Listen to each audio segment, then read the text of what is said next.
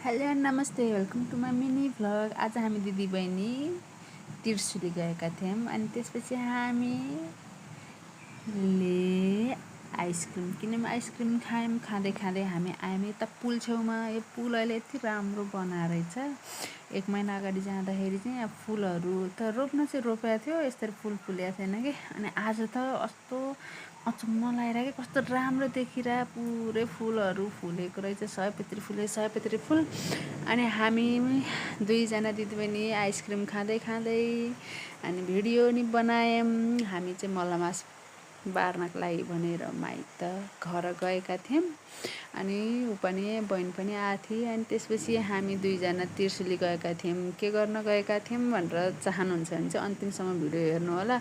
अनि त्यसपछि हामी त्यहाँ एकछिन बस्यौँ, भिडियो बनायौँ, रमाइलो गऱ्यौँ। अनि त्यसपछि तिर्सुली पुललाई बाई बाई गर्दै हामी लाग्यौँ घरतिर।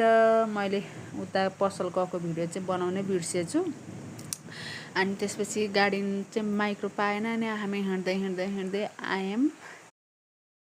अनि 6 बजिसकेपछि चाहिँ बटार तिर्सुलीमा माइक्रोहरू नै पाउँदैन के। अनि हामी दिदीबहिनी हिँड्दै जाऊँ भनेर अनि 2जना कति पछि भेट भएको अनि गफ गर्दै आयौँ। अनि अहिले यो मेन हाइवेको यो रोडहरूमा चाहिँ सबै घरहरू भत्काएर हिँड्नै नसक्ने बनाएको के, पुरै धुलो उड्ने भएर। अनि हामी ढुङ्गेको अलि माथि आइपुगिसकेपछि यो माथिल्लो बाटो जाने भनेर माथिल्लो बाटो जान लाग्यौँ।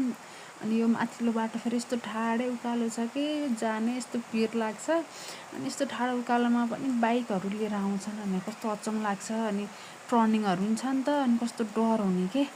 अनि त्यसपछि हामी जाने भनेर यो बाटो हिँड्यौँ।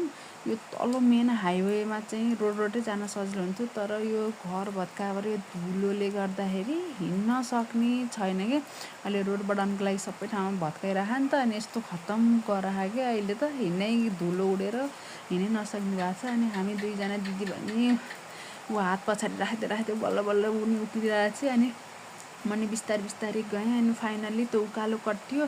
अनि अरू बेला त्यो चौतारामा यस्तो शीतल हावा आउँथ्यो। अनि आज चाहिँ भने फेरि हावा पनि नआइरहेको के, यस्तो ढिला भइरहेको थियो। अनि हामी त्यहाँ नबसी लाग्यौँ घरतिर। अनि हामी तिर्सुली के गर्न गएका भन्दा चाहिँ हामी तिर्सुली चाँदीको पाउच लिन गएको।